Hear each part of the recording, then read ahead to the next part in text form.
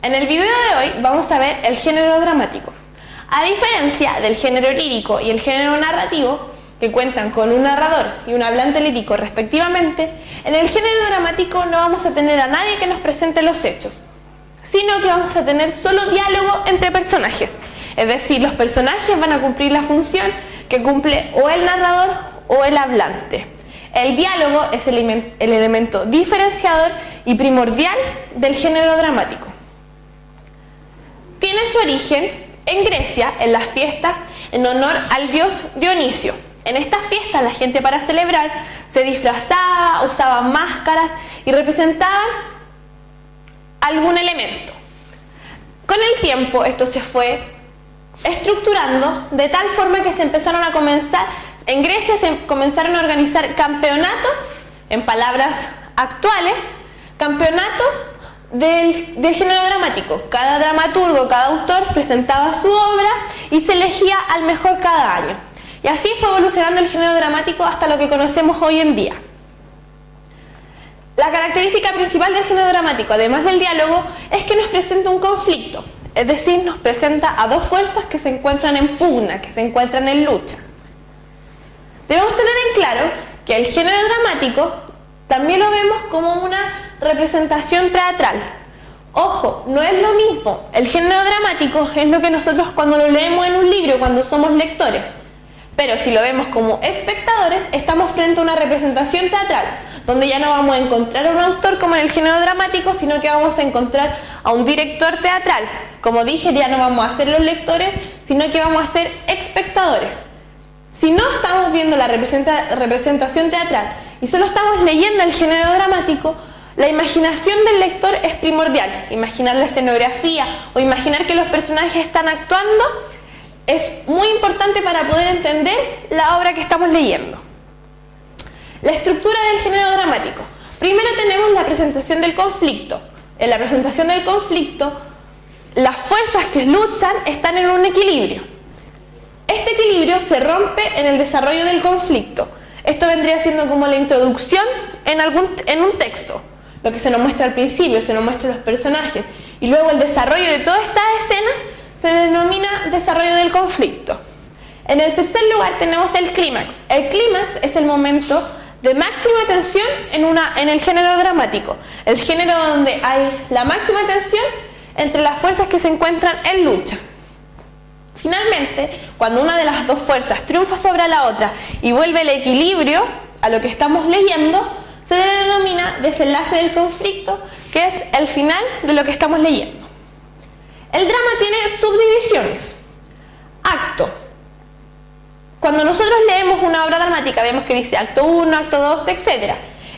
La división de los actos se da por el tema en el que se está tratando. Aristóteles, antiguamente, dijo que la división de los actos deberían ser tres.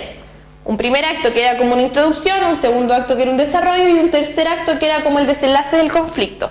Shakespeare, en la modernidad, implantó que los actos fueran 5 y actualmente, generalmente, las obras dramáticas poseen 5 actos.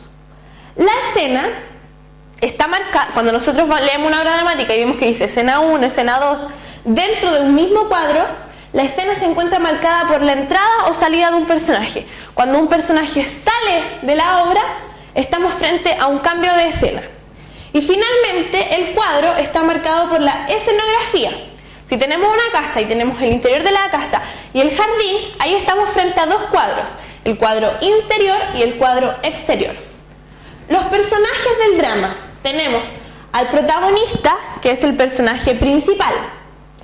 El antagonista también es el personaje principal, pero es la fuerza que se opone al protagonista, es decir, va a ser el que va a impedir que el protagonista cumpla sus propósitos. Es como el malo de la película. Los personajes secundarios van a ser todos los demás personajes que rodeen a este protagonista o a este antagonista. La mamá, la tía, la abuela, todos estos personajes que rodean a la hija, que en este caso sería la protagonista, son personajes secundarios. Y finalmente tenemos los personajes incidentales. Los personajes incidentales son los personajes colectivos. Por ejemplo, si estamos en una escena de una protesta y vemos que el pueblo, por ejemplo, habla, todo ese pueblo que habla y que no es solo una persona, se se denomina personajes incidentales, por eso colectivos, porque generalmente representan a una masa que habla. Los elementos del drama. El elemento principal del drama es el diálogo. Como ya dijimos anteriormente, es cuando están hablando dos personas, están conversando, están dialogando. Obviamente pueden ser más personas, pero siempre con una persona al lado. Siempre el diálogo principalmente es de dos personas. El monólogo es cuando yo estoy solo hablándole a un público, cuando yo estoy consciente que el público me está escuchando. Yo me dirijo al público, pero no tengo a nadie más en escena, sino que estoy hablando solo.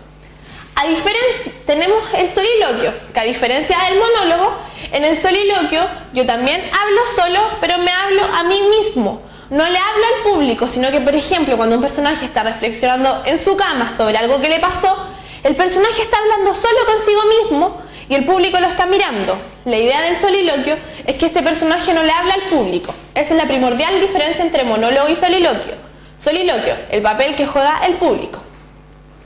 El aparte es cuando se está desarrollando una escena y uno de los personajes se va a un costado y le dice algo al público. Algo que los demás personajes no escuchan, sino que lo escucha solo en nuestra imaginación, lo escucha solo el público. Eso se le denomina aparte. Y finalmente, un elemento primordial en el género dramático es el discurso acotacional o la acotación. ¿Qué es lo que va? Tenemos el nombre del personaje y luego tenemos un apartado entre paréntesis. Eso que va entre paréntesis se le denomina discurso acotacional y generalmente nos da las instrucciones de cómo el personaje debe decir lo que tiene que hablar. Por ejemplo, cuando nos dicen que un personaje tiene que vestirse de una determinada forma, eso va entre paréntesis y se le denomina discurso acotacional. Cuando un personaje tiene que decirle, por ejemplo, el pololo le va a decir algo a una niña, lo tiene que expresar de cierta forma, con las manos, con los gestos, todo eso va dentro del discurso acotacional. Ya.